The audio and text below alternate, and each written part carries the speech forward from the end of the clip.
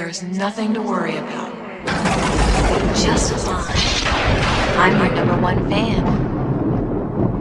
Cheap creep.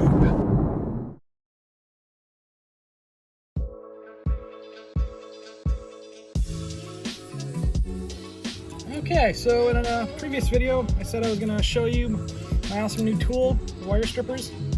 This guy. Alright, I've used it a few times, got a few practice runs on it, but this is all you really do.